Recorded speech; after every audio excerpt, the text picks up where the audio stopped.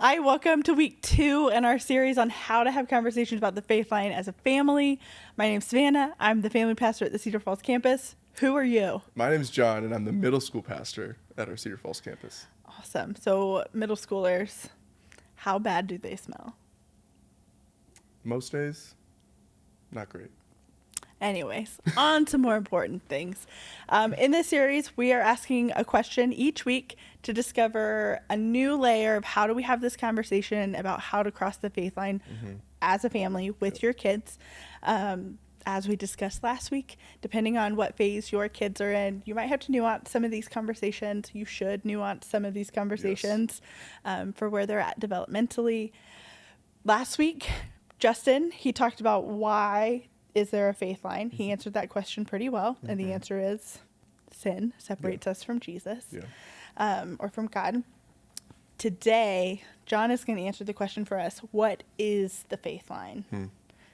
It's a hard question. It's a nuanced question. It is. Because it feels like it kind of blends together a little bit. It does. Yeah. But when we talk about this, like, what is the faith line? Justin talked about, just to say it again, right? It's the broken relationship with God that we inherit from Adam and Eve. It's the sinful nature in us. But then what is the faith line? It's kind of like, it's like we're looking at that gap between us and God, like kind of living right here. We are over here. God is here. Like, we know the why, but then it's realizing like oh wow, like this is a reality, right? And there's moments where we maybe want to like question that a little bit, and we're like, is it really true? And Paul is very, very clear about this in Romans. And in Romans 3:23, he says, "For all, not for some, for all have sinned and fallen short of the glory of God." And by God's design, we are meant to find all significance in him, all significance, all value, all identity. But instead, right, we look for it in created things. And I love this picture of like Romans 1, most of Romans, but like Romans 1, Paul pretty much explains this gap, saying that, hey, none of you can do this naturally by yourselves. And he says it, verse 25 best. He says, they exchanged the truth about God for a lie and worshiped and served created things rather than the Creator. And I would almost describe it as kind of like looking like this in a way, where by design, again, we are meant to find all of our significance and value in who God is.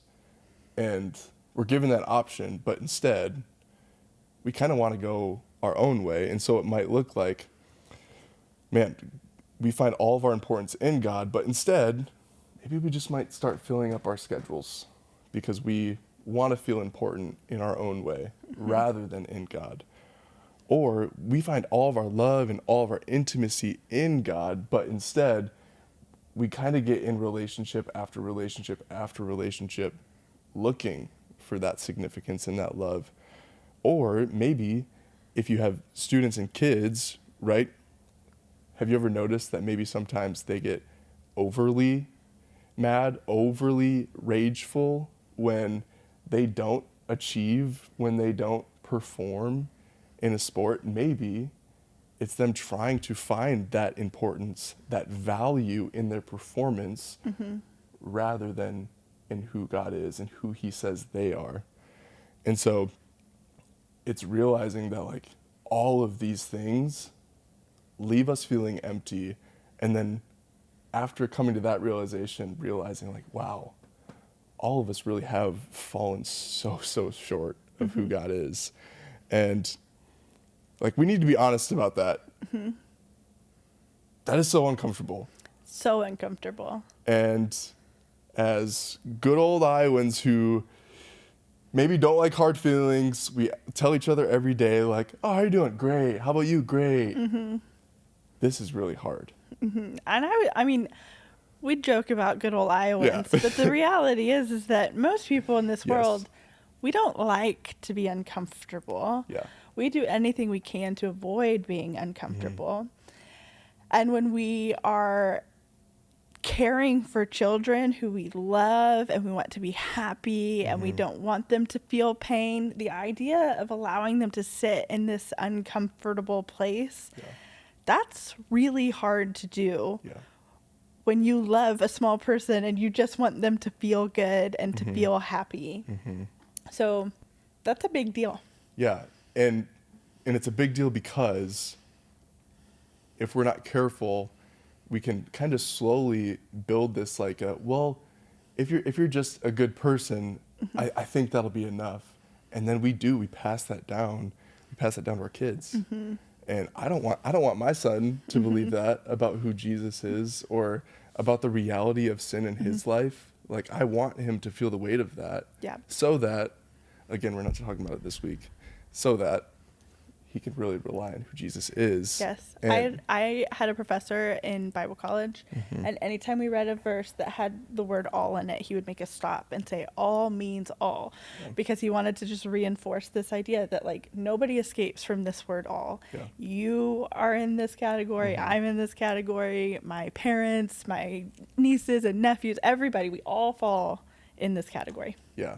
And then the reason we have to sit in this is that the gospel in all of it, it would never be good news if we first didn't have to sit in this reality that we are so far away from God and so far from relationship with him. And so I'm sorry, I have to be the bad guy this week. And I don't get to present all the good hope. How does that make you feel, John? I'm a people person, and so it hurts.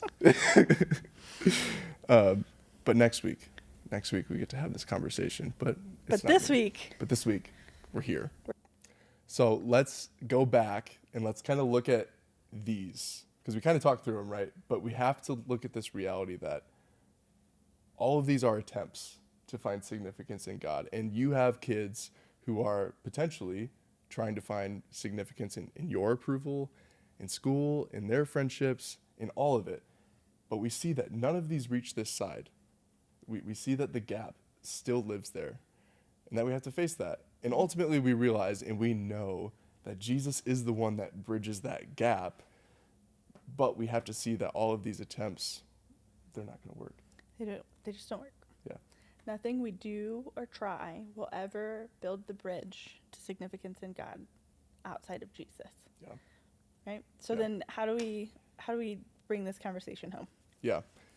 My big thing for any of us, all of us as adults, and then even as parents, is like just the word modeling. We have to show them how to sit in this. And so I would encourage a few different things, and I'm kind of looking at it from the teenager, middle school, high school lens. But I would say they need to see your humility of knowing the reality, which means you need to share your journey about your story with God. And that could be just a few open-ended questions that I'd love to give you now, where it's like, hey, where did you find significance in other things over significance in God? What were these? Or maybe where are you still tempted to find value in other things? And then I think the beautiful thing that is hard but would open the conversation and the reality is, how does that impact your relationship with God? And then ask them where they tend to find significance and value in other things. And I think you modeling that for them would help them see, like, okay, I can talk about this and I can sit in the discomfort of this.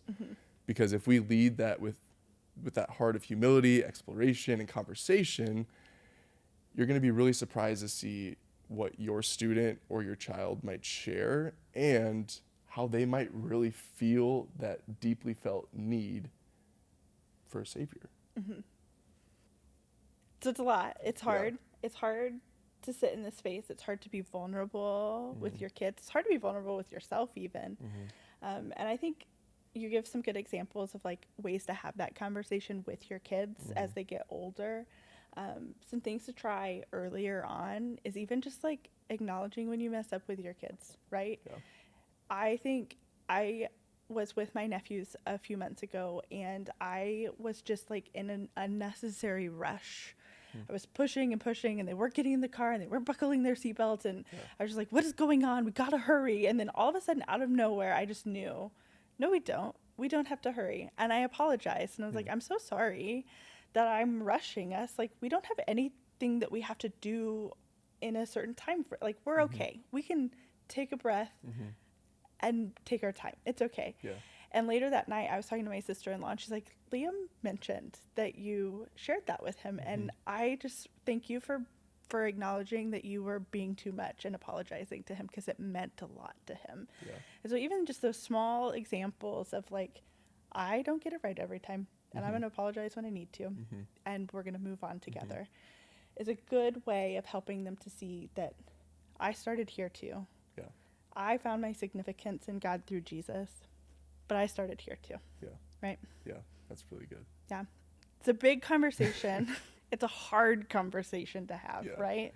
I mean, we've wrestled with this conversation multiple times in preparation for this video. Right. So just know that, like, you're going to get it right some, and you're going to be confusing sometimes too. And that's okay. Just keep wrestling through the conversation. Keep pushing for clarity. Keep asking questions, and keep being vulnerable with your kids. Yeah. Because they need to see that from you so that they can learn how to do it too. Absolutely. That's a wrap on week 2 On week 2. of how to have faith line conversations at home. Yeah. Hope to see you next week for week 3. Thanks, everybody.